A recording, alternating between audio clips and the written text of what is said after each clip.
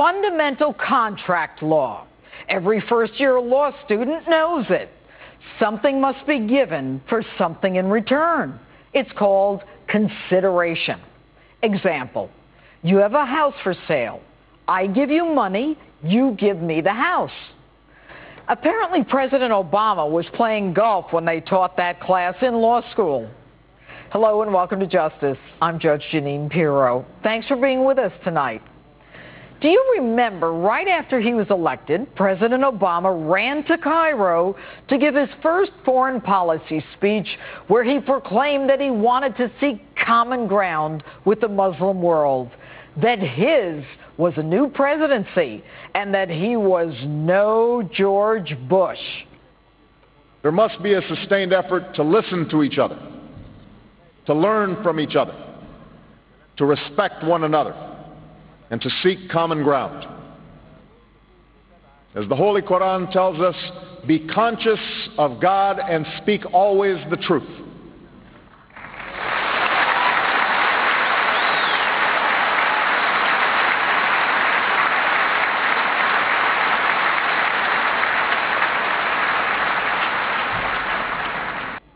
Mr. President, with all due respect, I have news for you. George Bush was more popular in the Arab world than you are right now.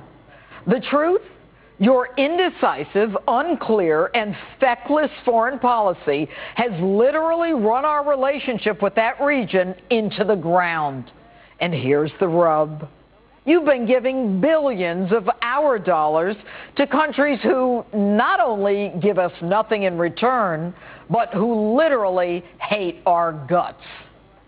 Remember these scenes from last year and that Arab Spring where you predicted good things were happening in the Arab world? The dawn of democracy is coming? But how long are we supposed to wait for that dawn? And how many sleepless nights do we have to go through to get to it? Ironically, it was your administration that threw Egyptian President Mubarak under the bus, in spite of the fact that all had been stable and secular during his 3 decades of his rule.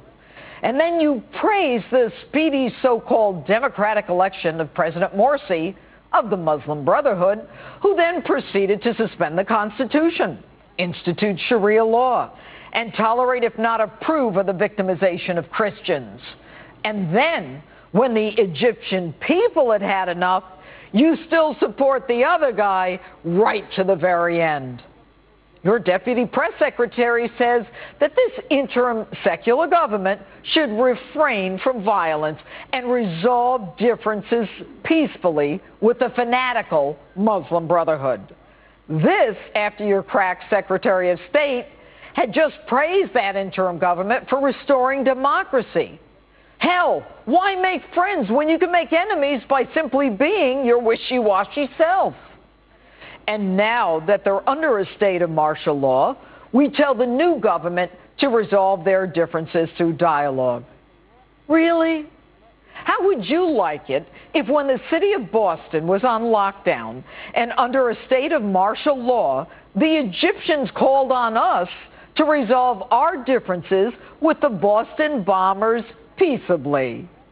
How can one possibly resolve differences with Islamist fanatics who burn Christian churches, about 50 they say so far, topple police vehicles, and use women and children as human shields, and have as their mantra, with life, with blood, we sacrifice for Islam? Mr. President, now it looks like you're supporting fanatical Muslims.